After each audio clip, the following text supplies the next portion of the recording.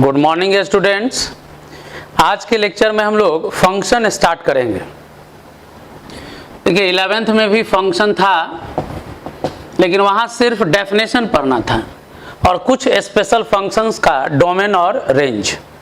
लेकिन 12 में फंक्शन का टाइप डिस्कस करना है और काउंटिंग ऑफ फंक्शन, यानी कि फंक्शन जिस टाइप का है कितना पॉसिबिलिटी है, सेट दिया हुआ रहेगा और आपको बताना होगा कि किस टाइप का कितना फंक्शन बनेगा।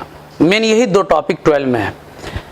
तो कुछ पहले हम आपको 11th वाला यहाँ याद दिला देंगे, उसके बाद फिर टाइप्स ऑफ फंक्शन डिस्कस करेंगे। फंक्शन का डेफिनेशन है a relation from A to B is said to be a function if each element of A has unique image, unique यानी single unique image in B।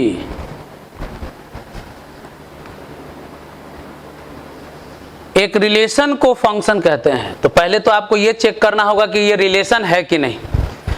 अगर relation है तब उस relation को check करेंगे कि फंक्शन है कि नहीं। तो चेक करते समय ध्यान क्या रखना है, ईच एलिमेंट ऑफ ए, यानी ए पहला सेट का सारा एलिमेंट के पास यूनिक इमेज होना चाहिए सेट बी में। तब कहेंगे कि जो रिलेशन बी के बीच वो एक फंक्शन है ए से बी के बीच। इसको ऐसे भी लिख सकते हैं सिंबल में। अगर f एक रिलेशन है a से b के बीच, f का मतलब यहाँ कोई जरूरी नहीं कि फंक्शन है, कोई भी अल्फ़ाबेट अगर यूज कर रहे हैं तो रिलेशन हो सकता है, फंक्शन हो सकता है, चेक करना पड़ता है पहले। तो अभी हम लिखें f a से b एक रिलेशन है, लेकिन कंडीशन है there for x belongs to a। अगर कोई एलिमेंट लेते हैं A में, देन देयर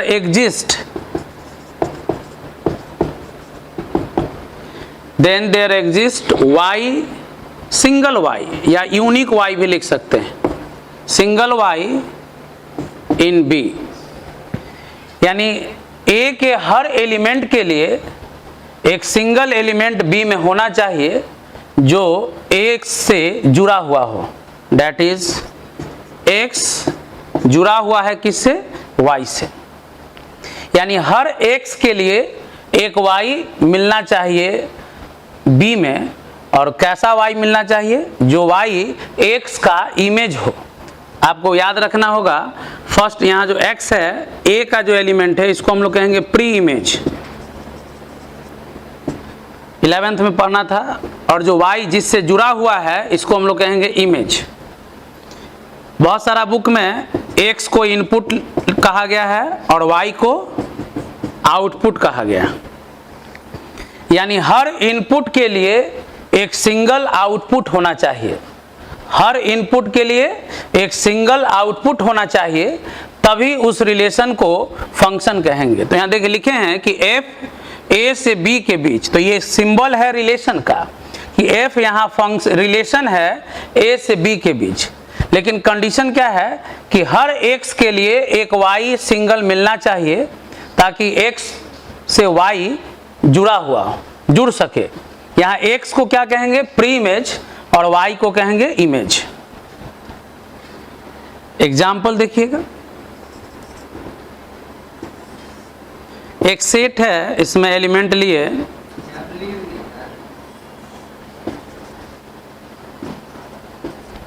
एक दूसरा सेट है B। अब A और B दो सेट है। अब हम इसके एलिमेंट को इससे जोड़ना चाहते हैं, पहले रिलेट करना चाहते हैं, तो रिलेशन तैयार होगा। अब फिर चेक करेंगे कि जो रिलेशन है वो फंक्शन है कि नहीं। तो चलिए रिलेशन देते हैं कि x को x स्क्वायर से जोड़ना है। यहाँ रिलेशन क्या दे रहे हैं, किसको किससे जोड़ना है, x को x स्क्वायर से जोड़ना है। तो ध्यान देना है, जनरली फर्स्ट सेट का जितना भी एलिमेंट होगा उसके लिए वेरिएबल जो यूज करेंगे x, और सेकेंड एलिमेंट के लिए, सेकेंड सेट के लिए जितना भी एलिमेंट होगा उसके लिए जो वेरिएबल यूज करेंगे y। तो यहाँ देखिए x को किससे जोड़ा गया है, एक्स स्क्वायर से। तो अगर हम x को एक्स स्क्वायर से जोड़ना है तो वैसे ही -1 को किससे जोड़ेंगे, तो -1 का स्क्वायर से।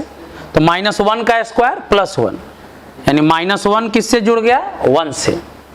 वैसे ही 1 अपने स्क्वायर से जुड़ेगा तो 1 का स्क्वायर भी क्या होगा, 1। 0 अपने स्क्वायर से जुड़ेगा तो 0 का स्क्वायर 0। तो देखिए ये एक रिलेशन है, अभी हम इसको फंक्शन नहीं कर रहे हैं, पहले रिलेशन है। रिलेशन कब कहते हैं, तो जब a का कुछ एलिमेंट b के कुछ एलिमेंट से जुड़ा हुआ हो, बस इतना ही कंडीशन है रिलेशन के लिए। a का कुछ एलिमेंट b के कुछ एलिमेंट से जुड़ा हुआ हो तब हम लोग कहेंगे कि रिलेशन है। अब हम लोग को चेक करना है कि ये रिलेशन जो है फंक्शन है कि नहीं। तो अब ये इस रिलेशन को फंक्शन कह सकते हैं कि नहीं, तो देखिए डेफिनेशन, कंडीशन है ईच एलिमेंट ऑफ a, यानी a का हर एलिमेंट के पास सिंगल यूनिक यानी सिंगल इमेज होना चाहिए b में। तो देखिए -1 का इमेज 1 है, 1 का इमेज 1 है और 0 का इमेज 0 है। तो -1 का कितना इमेज है, तो -1 का एक ही इमेज है 1। 1 का भी कितना इमेज है, एक ही इमेज है 1। 0 का भी कितना इमेज है, एक ही इमेज है 0। तो यहाँ देखिए -1 एक ही से जुड़ा हुआ है, 1 भी सिंगल से जुड़ा हुआ है, 0 भी सिंगल से जुड़ा हुआ है। याद रखिएगा, अब इधर नहीं देखना है कि कुछ एलिमेंट नहीं जुड़ा है या यहाँ जो 1 लिखा है वो डबल से जुड़ा हुआ है। b के एलिमेंट को नहीं देखना है। यहाँ देखिए डेफिनेशन में each element of a, condition सिर्फ a के साथ है। तो कभी भी एक रिलेशन को चेक करना हो कि फंक्शन है कि नहीं, तो सिर्फ a के एलिमेंट को देखना है, b को एकदम नहीं देखना है। फंक्शन है कि नहीं, a के एलिमेंट को देखेंगे और क्या देखेंगे, सारा एलिमेंट सिंगल सिंगल जुड़ा होना चाहिए, सारा एलिमेंट सिंगल सिंगल जुड़ा होना चाहिए।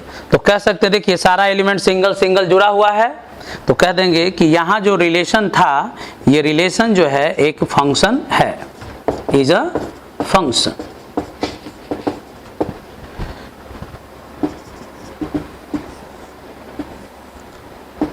सेकेंड एग्जाम्पल देखते हैं।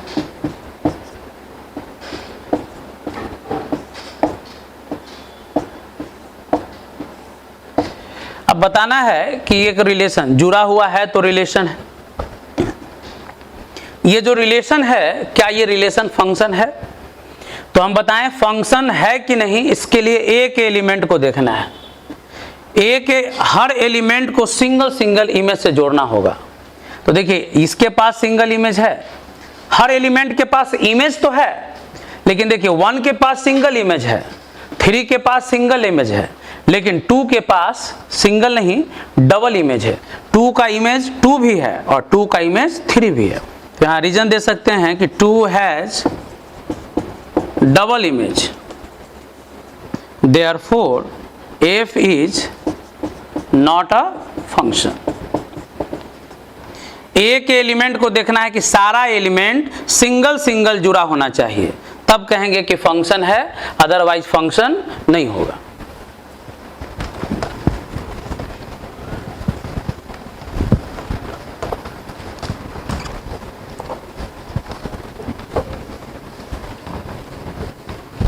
अब हम लोग अगला एग्जाम्पल देखते हैं। 1 मार्क में क्वेश्चन देगा, डायग्राम दिया हुआ रहेगा, पूछता है कि फंक्शन है या नहीं, अगर नहीं है तो क्यों, रीजन देना होता है। तो एक रीजन देखिए इसमें क्या है कि डबल इमेज है इसलिए फंक्शन नहीं है।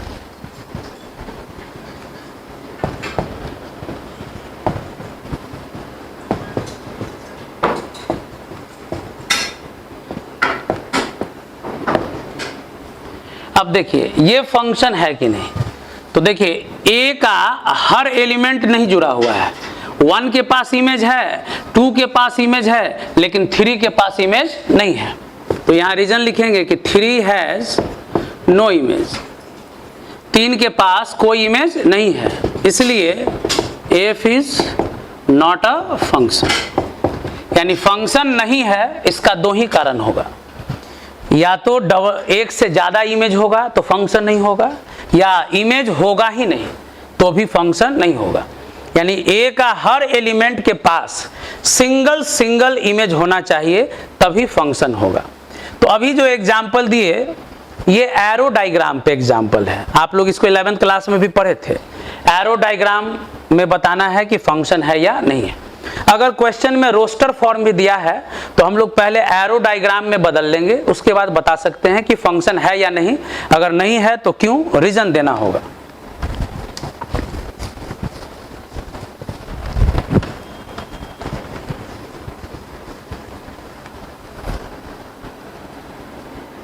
एक रिलेशन दिया हुआ है रोस्टर फॉर्म,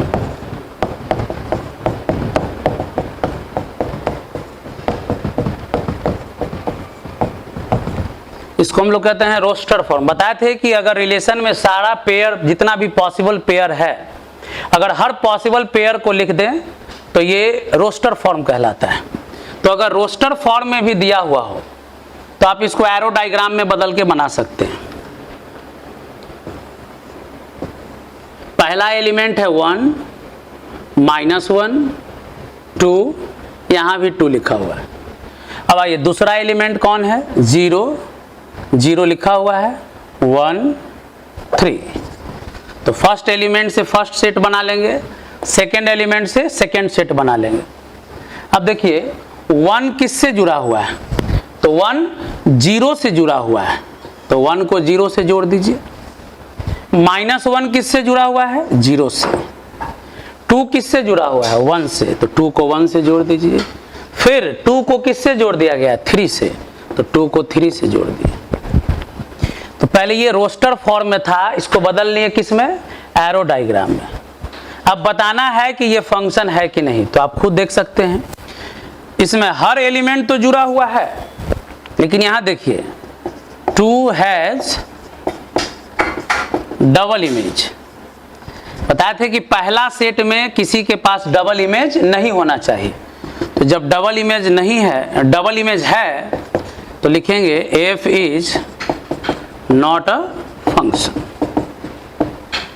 तो ये आपको बताएं कि एरो डायग्राम में कैसे लिखते हैं फंक्शन है या नहीं है। अब आपको बताएंगे एरो डायग्राम में डोमेन और रेंज, या रोस्टर फॉर्म में अगर दिया हुआ है तो डोमेन और रेंज कैसे लिखेंगे। Right domain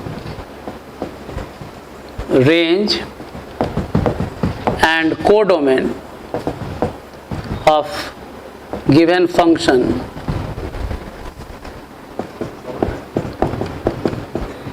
in arrow diagram.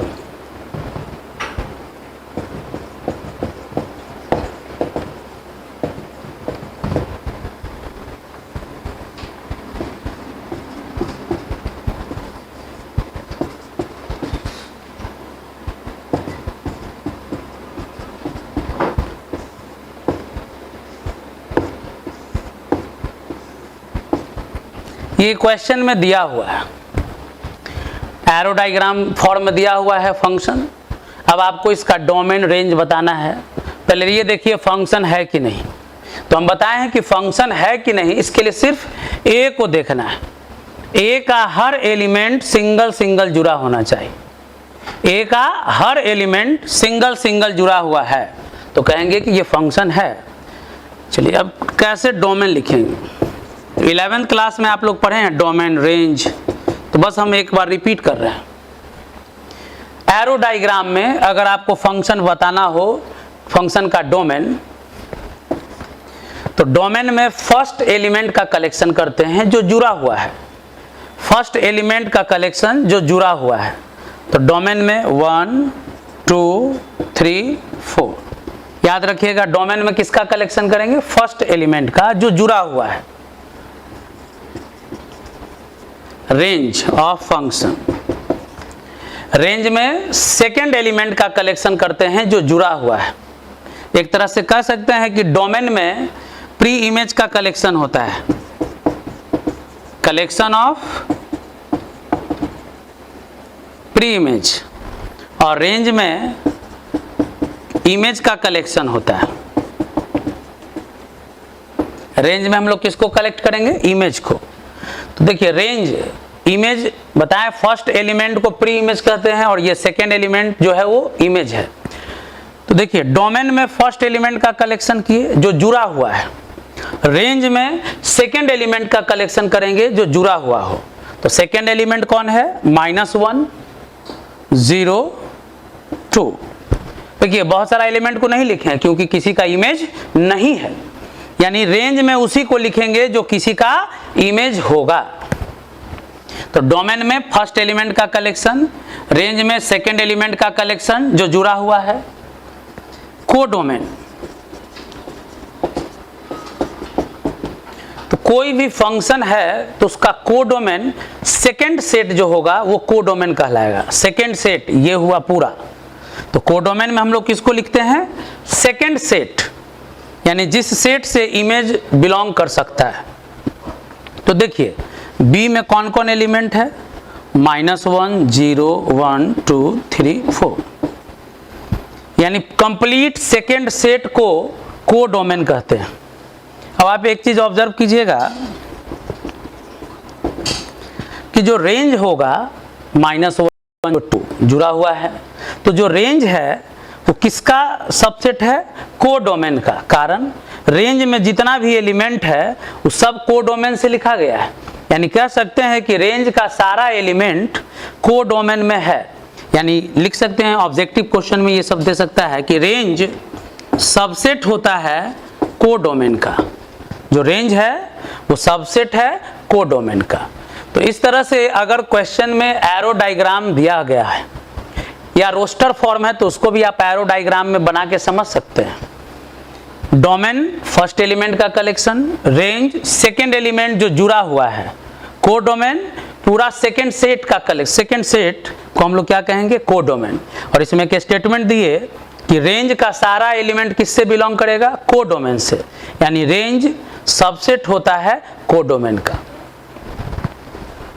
अब हम लोग फंक्शन का ग्राफिकल फॉर्म देखते हैं। अगर ग्राफ दिया हुआ हो तो कैसे बताएंगे कि फंक्शन है कि नहीं? अगर फंक्शन है तो उसका डोमेन और रेंज कैसे पता करेंगे? ग्राफ देखकर।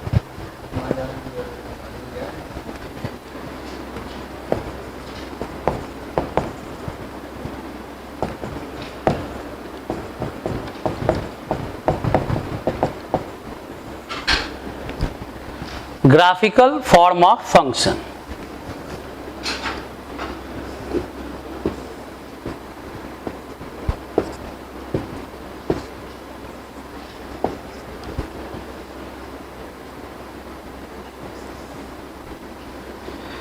देखिए एक ग्राफ अगर दिया हुआ है तो हम तो बताएं कि फंक्शन में x जुड़ा होता है किससे? y से। बताएं कि x जो होता है पहला सेट का एलिमेंट होता है, y जो होता है दूसरा सेट का एलिमेंट होता है, और x को हम लोग यहाँ प्री इमेज कहेंगे और y को इमेज। तो फंक्शन के में तो प्री इमेज और इमेज चाहिए, लेकिन अब ग्राफ में कौन इमेज है कौन प्री इमेज है, ग्राफ देख के कैसे बताएंगे कि डोमेन क्या है रेंज क्या है? सबसे पहले ग्राफ किसी रिलेशन का बनता है। अब उस रिलेशन को डिसाइड करेंगे कि ये फंक्शन है या नहीं है। तो अगर ग्राफ दिया हुआ है तो कैसे पता करेंगे कि जिस रिलेशन का ये ग्राफ है क्या ये फंक्शन है? तो करना क्या है कि y एक्सिस के पैरेलल लाइन ड्रॉ करना। y एक्सिस के पैरेलल लाइन ड्रॉ करेंगे। अगर ग्राफ को एक से ज्यादा जगह कट कर दिया तो फंक्शन नहीं होगा, लेकिन ग्राफ को अगर एक जगह कट करता है तो फंक्शन होगा। तो जैसे y के पैरेलल लाइन ड्रॉ किए तो एक रेंज डोमेन में होना चाहिए। याद रखिए कोई जरूरी नहीं कि ग्राफ पूरा यहाँ से यहाँ तक हो सकता है ग्राफ इतना ही दूर बना हुआ हो। तो जिस डोमेन में ग्राफ बना हुआ रहेगा उसी डोमेन में प्रोसेस अप्लाई करना है। तो कैसे चेक करेंगे कि रिलेशन जिसका ग्राफ दिया हुआ है फंक्शन है कि नहीं? तो इसके लिए क्या करेंगे कि y के पैरेलल लाइन ड्रॉ करेंगे। और देखिए जो लाइन ड्रॉ किए हैं कर्व को एक जगह कट करता है, तब कहेंगे कि ये जो ग्राफ है ये फंक्शन का ग्राफ है। लेकिन ऐसा भी रिलेशन है, 11th क्लास में आप सर्कल पढ़े हैं।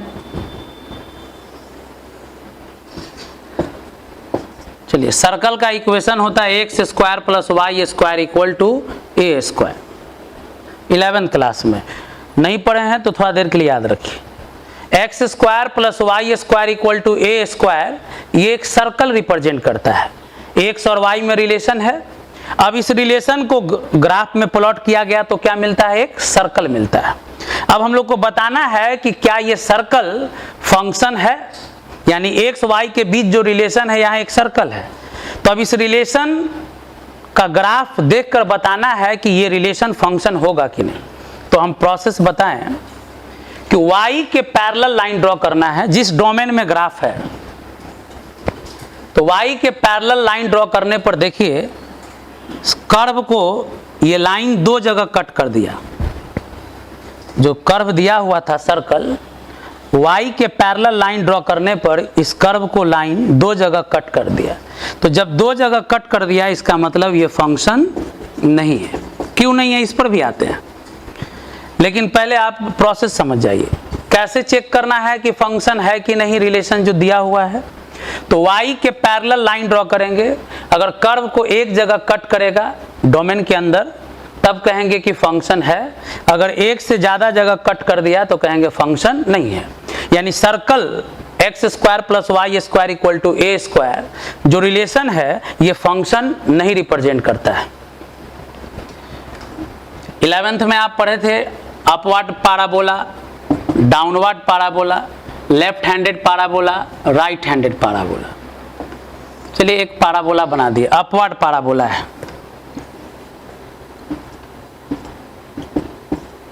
और राइट हैंड पैराबोला है।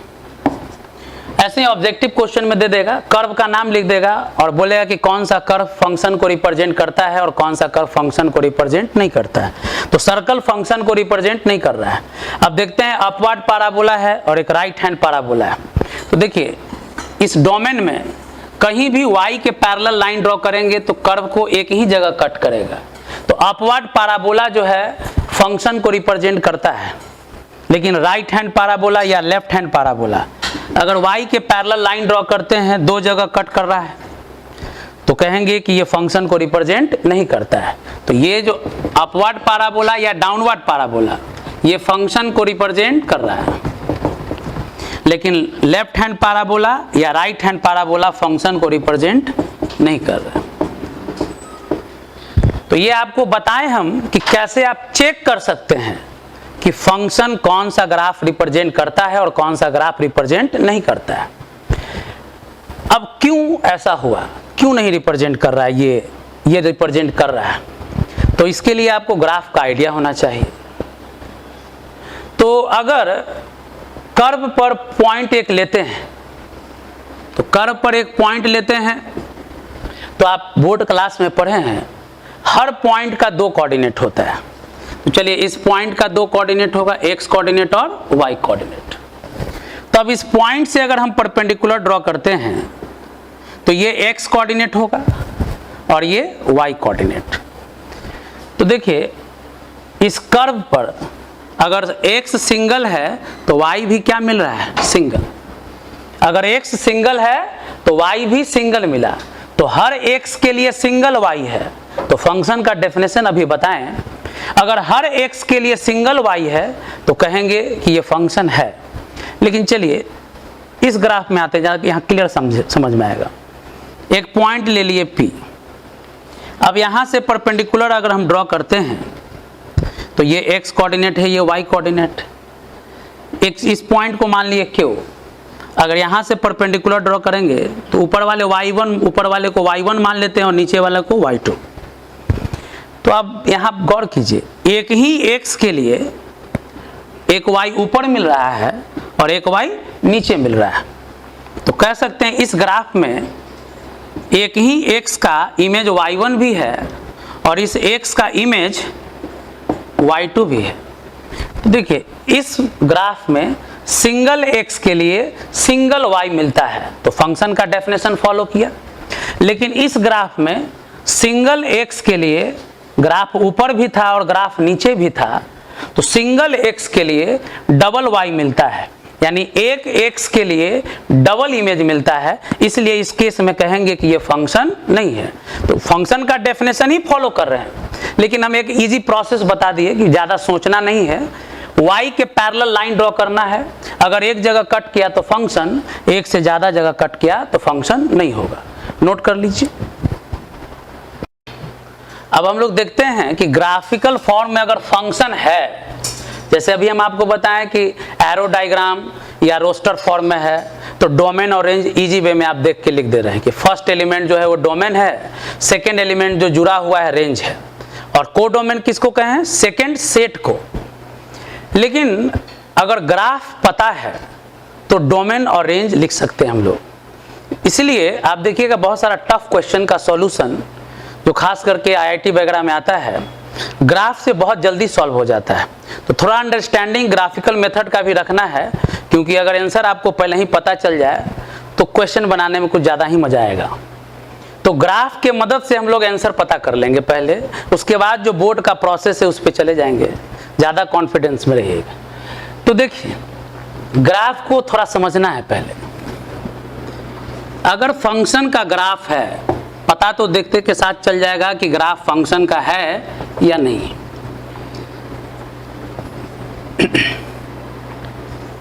मान लीजिए इस तरह का फंक्शन का ग्राफ है,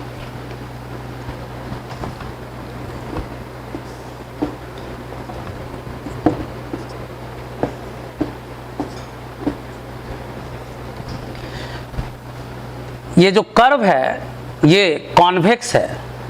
ग्राफ का कर्व कॉनकेव भी हो सकता है, स्ट्रेट भी हो सकता है। यही तीन तरह का होगा, कॉन्वेक्स, स्ट्रेट और कॉनकेव। तीनों के लिए यही प्रोसेस होगा। जैसे अभी ग्राफ हम इस तरह से बनाए हैं तो स्ट्रेट भी बना सकते हैं, कॉनकेव भी बना सकते हैं। हाँ, लेकिन देखिए यहाँ कि जो ग्राफ है कर्व ऊपर जा रहा है, तो अगर कर्व ऊपर जाते रहे तो ऐसे फंक्शन को हम लोग कहते हैं इंक्रीजिंग फंक्शन। इस फंक्शन के बारे में डिटेल में आपको पढ़ाएंगे डिफरेंशिएशन चैप्टर में, लेकिन अभी ग्राफ देखकर आप बता सकते हैं कि फंक्शन इंक्रीजिंग है। ग्राफ अगर ऊपर जाते रहे तो समझ जाना है कौन सा फंक्शन है, इंक्रीजिंग फंक्शन। क्यों कहेंगे इंक्रीजिंग फंक्शन? तो जैसे जैसे हम लोग राइट में जा रहे हैं, तो जब राइट में जाते हैं तो x का वैल्यू बढ़ता है, तो कर्व क्या हो रहा है? अपलिफ्ट हो रहा है, ऊपर जा रहा है। यानी कि जैसे जैसे राइट में जा रहे हैं तो x का वैल्यू बढ़ रहा है, और राइट में जा रहे हैं तो कर्व भी ऊपर होता चला जा रहा है। तो कर्व जैसे जैसे आगे बढ़ने पर ऊपर होते चला जाए, तो यहाँ y का वैल्यू है, यहाँ y का वैल्यू है, तो यहाँ y का वैल्यू कम है, यहाँ y का वैल्यू ज़्यादा है। यानी कि जैसे जैसे कर्व में राइट मूव कर रहे हैं, कर्व ऊपर उठ रहा है, यानी y का वैल्यू भी बढ़ते जा रहा है।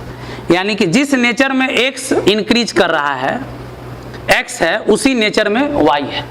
यानी कि x बढ़ाने पर y का वैल्यू बढ़ते जा रहा है। तो ऐसे फंक्शन को क्या कहेंगे हम लोग? Increasing function. लेकिन यहाँ देखिए अपोजिट नेचर में, जैसे जैसे लेफ्ट ये राइट में जा रहे हैं, x तो बढ़ रहा है लेकिन कर्व डाउन होते जा रहा है, यानी y का वैल्यू गिरते जा रहा है। यानी x बढ़ने पर y का वैल्यू घट रहा है, तो इस केस में फंक्शन को हम लोग क्या कहेंगे? Decreasing function.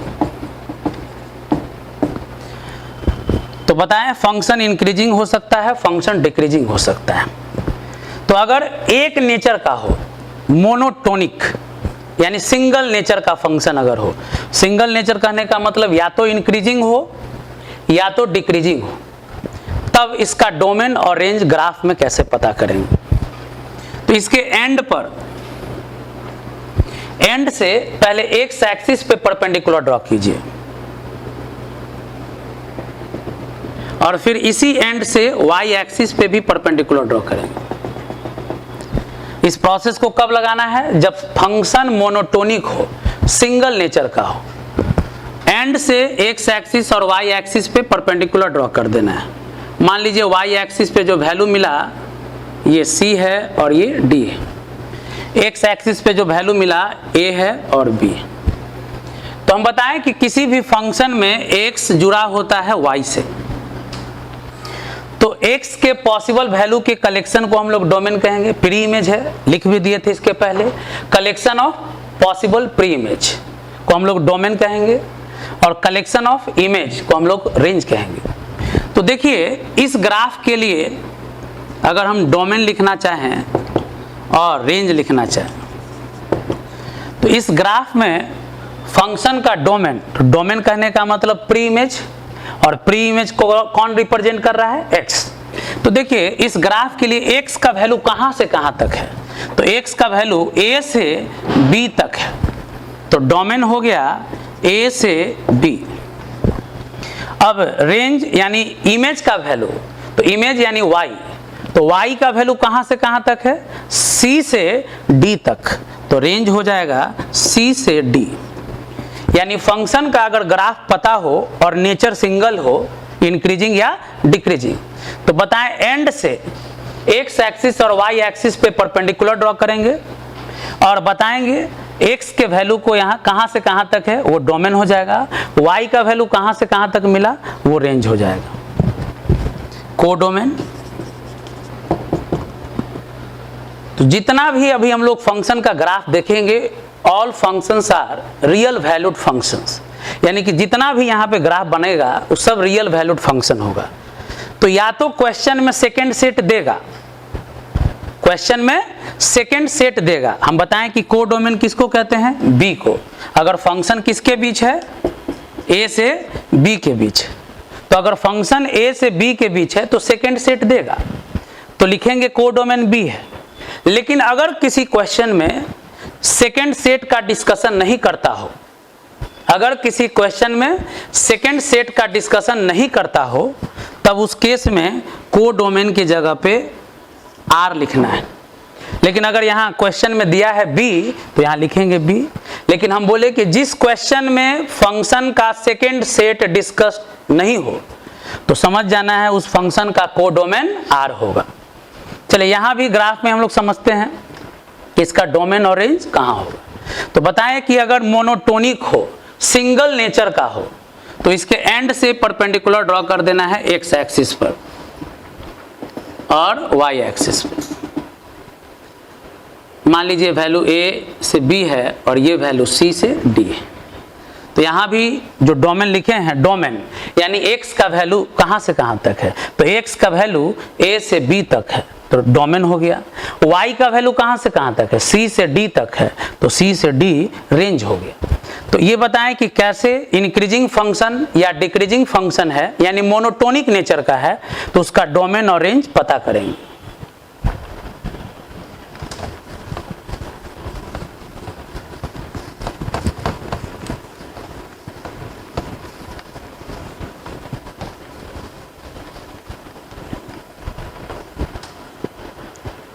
अगर फंक्शन कुछ डोमेन में इंक्रीजिंग हो, कुछ डोमेन में डिक्रीजिंग हो,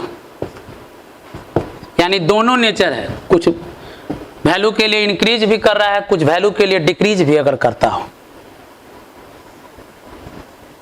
मान लीजिए इस तरह का फंक्शन का ग्राफ, तो आप देखिए कुछ वैल्यू में इंक्रीज कर रहा है, कुछ वैल्यू में डिक्रीज कर रहा है, फिर इंक्रीज कर रहा है, फिर डिक्रीज कर रहा है। तो ये कुछ देर में के लिए इंक्रीजिंग भी है और डिक्रीजिंग भी है।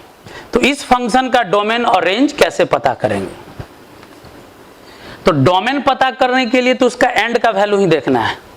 एंड से एक्स एक्सिस पे परपेंडिकुलर ड्रॉ करेंगे और वाई एक्सिस पे।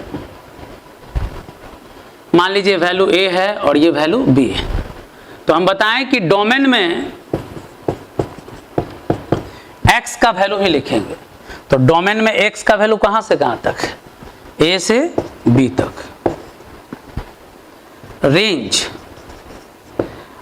अगर इंक्रीजिंग और डिक्रीजिंग दोनों नेचर हो एक ही ग्राफ में, तो रेंज के लिए क्या करना है कि लोएस्ट पॉइंट देखना है ग्राफ का कहां है और हाईएस्ट पॉइंट देखना है ग्राफ का कहां है।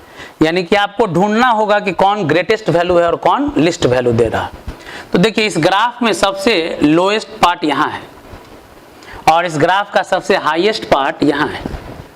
तो रेंज के लिए लोएस्ट पॉइंट पर y का वैल्यू देखना है और हाईएस्ट पॉइंट पर y का वैल्यू देखना है।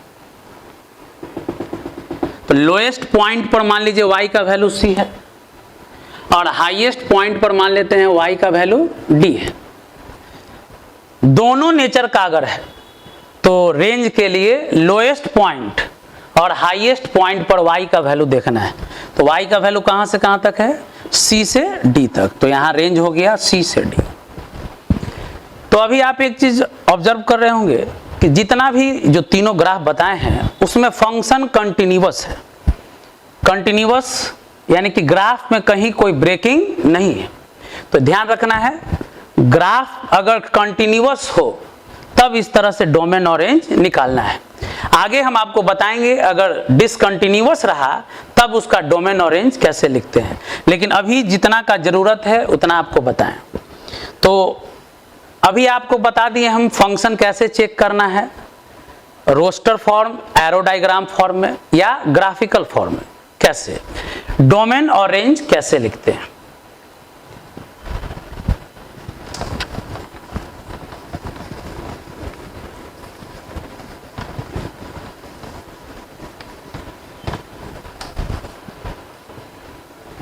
अब एक एग्जाम्पल देखते हैं। फंक्शन दिया हुआ है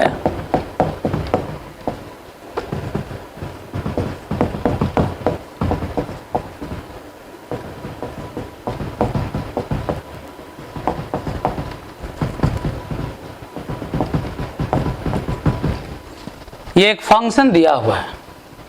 अब इसमें कहेगा बताना है कि डोमेन क्या है, रेंज क्या है। सबसे पहले देखिए कभी कभी सिर्फ लिखता है कि right image of 3, right image of 4 या राइट प्री इमेज ऑफ 3। तो हम बताएं आपको कि फर्स्ट एलिमेंट को प्री इमेज कहेंगे और सेकेंड एलिमेंट को इमेज। तो इसको इस फंक्शन दे देगा और ऐसे पूछेगा बताइए F1 क्या होगा, F2 क्या होगा,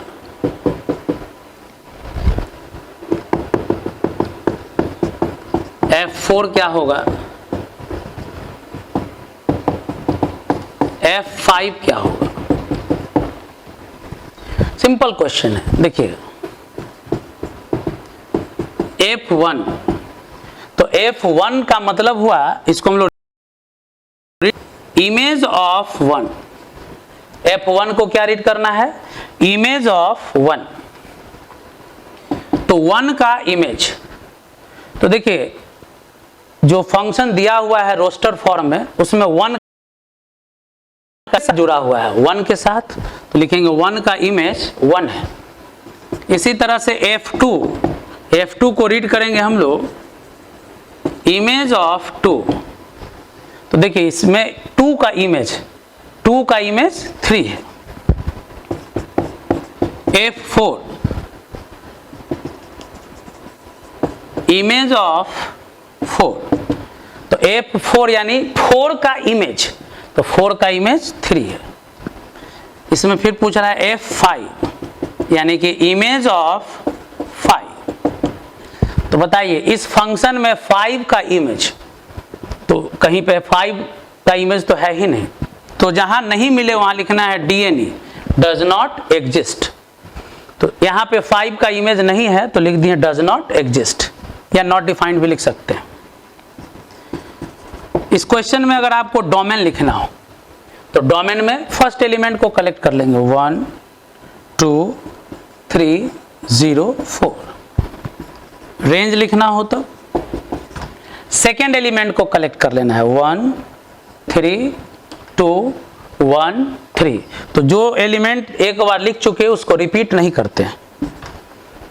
तो आज के लेक्चर में हम आप लोग को बताएं कि कैसे फंक्शन को पहचानेंगे, फंक्शन का डेफिनेशन क्या होता है। बिल्कुल एकदम बेसिक पार्ट है ये फंक्शन का। अब अगले लेक्चर में हम लोग टाइप्स ऑफ फंक्शन पे आएंगे, जो थोड़ा बड़ा एक टॉपिक होगा। अगले लेक्चर में हम लोग डिस्कस करेंगे। आज के लेक्चर में इतना ही।